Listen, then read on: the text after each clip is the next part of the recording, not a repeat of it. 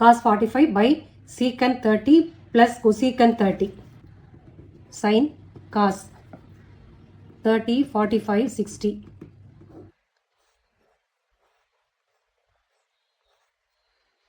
One by 2, 1 by root 2, root 3 by 2, root 3 by 2, 1 by root 2, 1 by 2.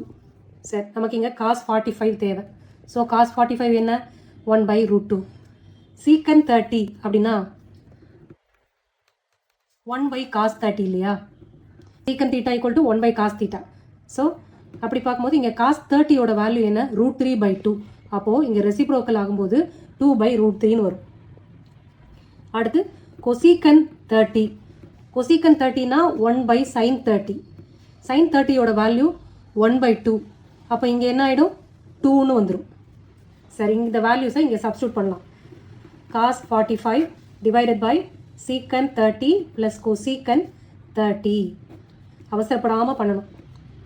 cos 45 என்ன? 1 by root 2. அடுத்து secant 30 2 by root 3. cosecant plus 2 இருக்கு. சரி, கீழே தனியாக LCM எடுத்து சிம்பிளிஃபை பண்ணணும். அடுத்து இங்கே மேலே இருக்க ரூட் 2, இங்கே மேலே 1 by root 2 இருக்கிறனால அங்கே சிம்பிளிஃபை எதுவும் பண்ண முடியாது. ஸோ ரூட் 2வை கீழே கொண்டுட்டு வந்துடலாம். 1 by root 2 இது தனியாக இருக்குது. சரி, இங்கே சிம்பிளிஃபை பண்ணலாம். 2 plus 2 root 3 divided by root 3. அடுத்து இந்த ரூட் 3 என்ன ஆகிடும்? கீழே டினாமினேட்டரில் இருக்கிறது நியூமரேட்டருக்கு போயிடும். ஸோ root 3 by root 2 கீழே 2 plus 2 root 3 இப்படி இருக்கும். இது ரெண்டுத்துக்கும் காமனாக 2 வெளியில் எடுத்துடலாம்ல. root 3 by 2 root 2 into 1 by 1 plus root 3. root 3 by 2 root 2 into 1 minus root 3 divided by 1 plus root 3 into 1 minus root 3.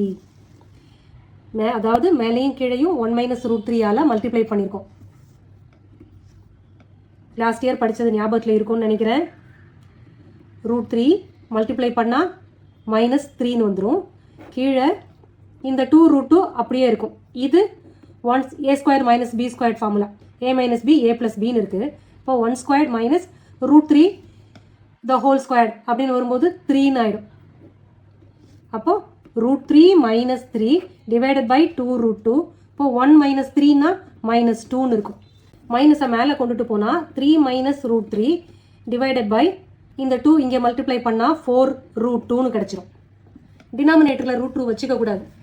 Evaluate ப்ராப்ளம்லாம் டினாமினேட்டரில் இந்த மாதிரி root 3 root 2 அந்த மாதிரிலாம் எதுவும் வச்சுக்கூடாது. அப்போ இதை கேன்சல் அவுட் பண்ணணும்னா என்ன பண்ணணும்? root 2ஆல் மல்டிப்ளை அண்ட் டிவைடட் பை போட்டுருணும். இப்போ போட்டால் டினாமினேட்டரில் root 2 கேன்சல் ஆகிடும். அப்போ இங்கே என்னென்னு வருது? 3 root 2 minus root 6 divided by root 2 into root 2 2. 4 into 2 8. So answer இதுதான். cos 45 by secant 30 plus cosecant 30 equal to 3 root 2 minus root 6 divided by 8.